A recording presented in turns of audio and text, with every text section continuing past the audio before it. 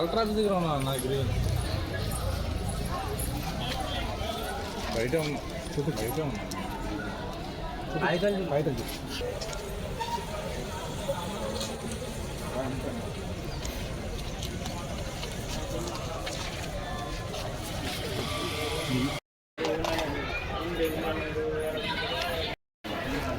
అదే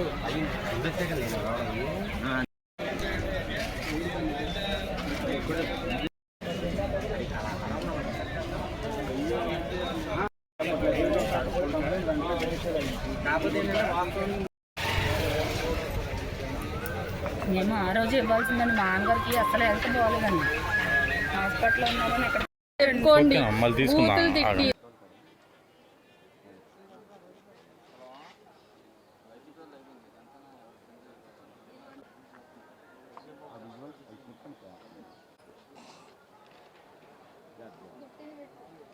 మాకు ఎంత నిలిమేసేయండి అయినా ఒక నిమిషం ఉంటే ప్రాణం పోదు.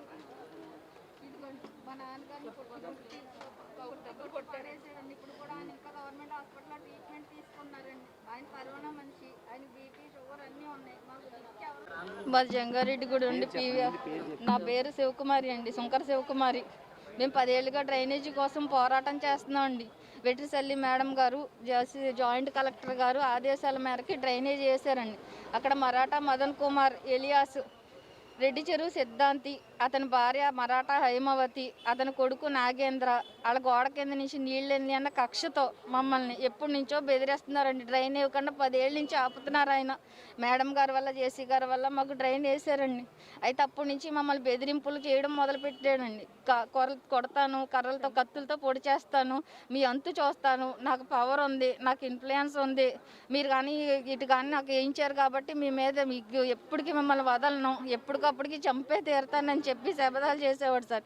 మొన్న కమిషనర్ గారు వచ్చి అతను గోడ కడుతుంటే పిల్లర్ వేస్తుంటే డ్రైన్ మీద ఆపాను సార్. ఆపితే ఇంకా డ్రైన్ పూర్తిగా కంప్లీట్ అవ్వాలి, వాటర్ స్టక్ అవుతుంది. దాని గురించి సార్ వచ్చేసి మున్సిపల్ సార్ ఆఫీస్కి రండమ్మా అని చెప్పారండి. తిరిగి వచ్చే లోపల ఆ కక్ష పెట్టుకుని మమ్మల్ని అందరినీ కుటుంబాన్ని చితక్ కొట్టేశాడండి.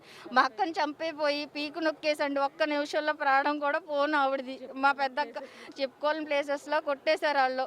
రవితేజ మా అక్క వాళ్ళ అబ్బాయి వచ్చి తను విడిపించకపోతే కనుక మా అక్క ప్రాణం పోనండి. మాకెవరు లేరు. 2 ఆడపిల్లల్ని కూడా వాళ్ళు చిత్రవద చేసి రోజు అసమైన మాటలతో బూతులతో చెప్పుకోలేని విధంగా సాధిస్తున్నారండి. రోజు ఎప్పటికప్పుడు చంపేస్తానే అన్నాడు. నది చూసుకుని బుధవారం నాడు పొద్దున్నే మమ్మల్ని అందరూ కలిపి అటాక్ చేసేసారండి. కాపాడుకోవడానికి మాకెవరు లేరు. మా నాన్నగారిని కాపాడుకోమా, మా అమ్మగారిని కాపాడుకోనా, మమ్మల్ని మేము రక్షించుకోమంటారా చెప్పండి సార్. మాకు న్యాయం జరగలేదు. 3 రోజులు పోలీస్ స్టేషన్ చుట్టూ తిరిగాము, మాకు న్యాయం జరగలేదు. వాళ్ళ మీద ఎవరు కూడా ఇంతవరకు యాక్షన్ తీసుకోలేదు. ఆడపిల్లలకి ఇంత అన్యాయం జరిగింది. మీ దగ్గర వీడియో ప్రూఫ్ కూడా ఉంది, వాళ్ళది అందరిది కూడా ఉంది. ఎవరో కూడా రాలేదు, కనీసం ఏదైనా యాక్షన్ తీసుకోలేదు సార్. మాకు న్యాయం జరగట్లేదు. మాకు న్యాయం జరగకపోతే మేము చచ్చిపోతామండి. అది మాకు న్యాయం జరగకపోతే మేము బతకమండి. ఆడపిల్లలం, ఇంకా మ్యారేజ్ కూడా అవ్వలేదు మాకు. నాకు పవర్ ఉంది, పొలిటికల్ ఇన్ఫ్లుయెన్స్ ఉంది, నాకు అన్ని రకాలుగా డబ్బు ఉంది. ఎవరేమి చేయలేరు నన్ను. మీరు ఎక్కడ దిక్కున్న చోట చెప్పుకోండి అన్నారండి. అందుకే PGRSలో పిటిషన్ పెట్టామండి. ఈరోజు మేము మాకు ఎటువంటి న్యాయం జరగాల మరి ఎవరు చూస్తారో మాకు తెలియట్లేదు. అందుకే ఇక్కడికి వచ్చి మేము మా బాధను చెప్పుకుంటామండి.